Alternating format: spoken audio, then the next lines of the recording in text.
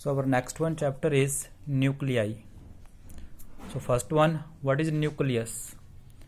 A nucleus is an atom consists of positively charged particles called protons and neutral particles called neutrons. तो हमने पहले भी discuss किया था रदरफोर्ड एक्सपेरिमेंट, जहाँ पे उन्होंने न्यूक्लियस की डिस्कवरी की थी, so that whole of the positive charge of the atom coincide in this small region and whole of the mass is also.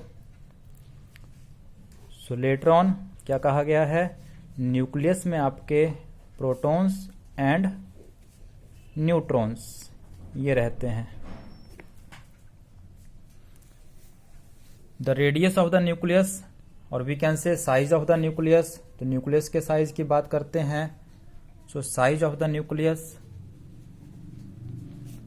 10⁻⁻14 meter and but about the size of an atom 10⁻10 meter. So if we compare these two, अगर हम तीनों की ratio निकालें, compare करें, तो क्या मिलेगा आपके लिए, the radius of the nucleus is smaller than, और we can say size of the nucleus smaller than that of the atoms by but factor 10⁻4। But does it mean most of the mass of the atom is concentrated in the nucleus. तो सारा के सारा मास approximate आपका कहाँ पे है, nucleus में है। तो क्या मिला आपको, जो न्यूक्लियस का साइज है 10⁻4 टू 10⁻5 टाइम्स, इतने टाइम्स स्मॉलर है किससे, एटम के साइज से। Next one, protons. So what are the protons? These are the fundamental particles having the positive charge. How much? Protons are the positively charged particle having the charge equal to this much and mass equal to this one. Neutrons. What are the neutrons? Chargeless fundamental particles. We can say neutral particles and having the rest mass equal to this one. तो protons और neutrons का मास approximate comparable है। यहाँ पे आपके पास 49 है सिर्फ, यहाँ पे 26 है। न्यूक्लियाइड।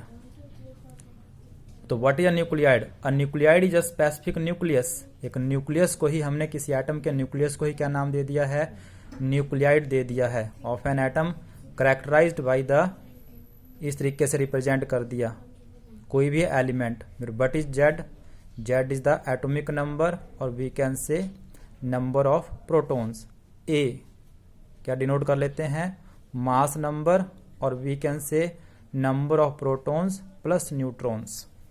तो कैसे रिप्रेजेंट कर रहे हैं किसी न्यूक्लियाइड को, ZXA फॉर एग्जाम्पल, जैसे आप करते आ रहे हैं 6C12 1H1 in this way, 7N14 92 atomic number, uranium 235 इसका मास नंबर। तो इस तरीके से हम किसी एटम और न्यूक्लियस को रिप्रेजेंट कर रहे हैं। जहां पे हम क्या कहते हैं, जो जेड है आपके पास which is called atomic number equal to किसके, number of protons, and also equal to number of electrons, भी इतने ही होते हैं। तभी तो आपका एटम क्या होगा, न्यूट्रल होगा, क्योंकि जितना पॉजिटिव चार्ज है उतना ही क्या रहेगा उसके लिए, नेगेटिव चार्ज भी रहेगा। Next one, AMU। What is AMU? Atomic Mass Unit. So what is 1 AMU? 1 AMU किसको कहा गया है? तो अगर हम यहाँ से बात कर लेते हैं, 1 atomic mass unit is the defined as the 1/12th of actual mass of carbon 12 atoms. So carbon 12 जो है आइसोटोप है किसका, कार्बन का। 2 आइसोटोप होते हैं कार्बन के, 12 एंड 14। तो इस आइसोटोप के जो 6C12 आपके इस आइसोटोप के एक एटम के मास का 1/12 of 1 AMU equal to 1/12 of किसका, मास ऑफ 1 C12 एटम्स, इसके एक एटम के मास का 1/12। तो फर्स्ट ऑफ ऑल इसके एक एटम का मास कितना होगा, so we know that 6.022 10⁻23 mass of this much number of atoms, इतने एटम्स का मास कितना बनता है 12 ग्राम। सो 1 एटम्स का mass of 1 atoms 12 upon this 1, ये बनेगा।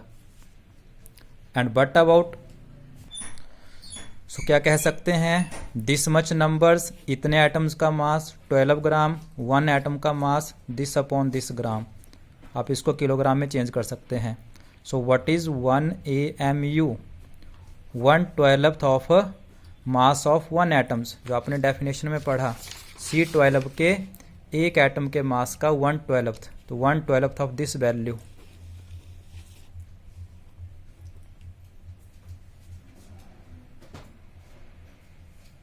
एंड जब इसको सॉल्व किया result comes out to be this 1, तो 1.67 सिंपल सा लिख लेते हैं यहाँ पे दिस 1 एटॉमिक मास यूनिट, और जनरली अब सिंपल क्या लिखते हैं, सिर्फ unit, atomic mass unit, AMU की जगह पे क्या यूज़ किया जाएगा, सिंपल U।